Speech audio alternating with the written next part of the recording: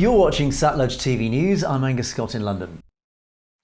With the revelations of a potential political assassination of a Sikh on Canadian soil by the Indian government, the British government is now finding itself in a politically precarious position. It's clear, as part of the Five Eyes intelligence alliance, including both Canada and the US, the UK has been a party to the evidence pointing to India being behind the killing of Hardeep Singh Nijjar.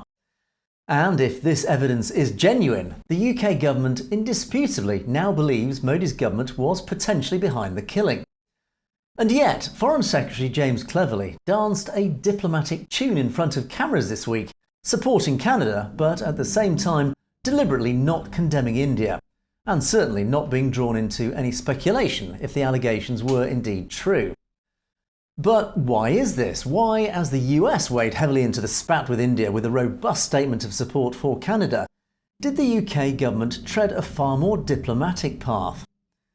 The Sikh Federation in the UK released a statement yesterday making it clear why they believe this is the case. In the statement, they highlight the well-known fact that the United Kingdom is currently deep in negotiations with India over a post-Brexit trade deal, seen as vital to British interests after leaving the EU. As such, the government will be loath to upset India at such a delicate time. Additionally, although not alluded to in this statement, the British Prime Minister himself is a Hindu, with a personal and strong relationship with the Hindu Indian Prime Minister. And it's also widely known that Narendra Modi has been pressuring Rishi Sunak to clamp down heavily on the British pro-Khalistan movement. Since which, Security Minister Tom Tugendhat announced a £95,000 investment to tackle what he called pro-Khalistan extremism. But what has upset British Sikhs as a community, numbering over 500,000 in the UK, is that the government had been warned extensively, even by its own intelligence services, that the Indian National Investigation Agency, the NIA, has been operating on British soil for some time.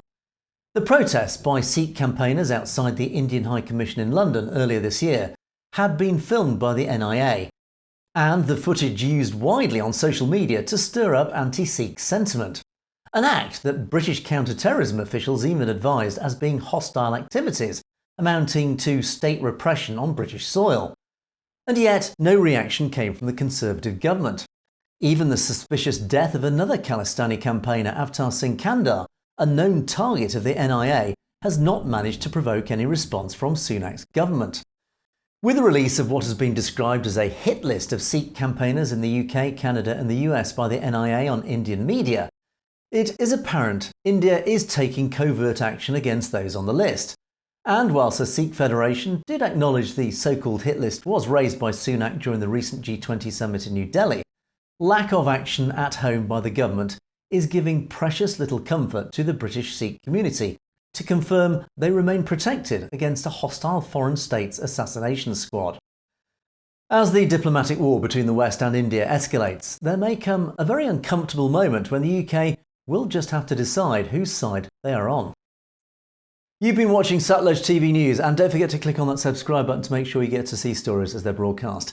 And of course, if you have any comments or opinions on any of our news stories, you can comment below. Or why not drop us a direct message at satlujtv.com. We would love to hear from you. In the meantime, thanks for watching for Satluj TV News. I'm Angus Scott in London.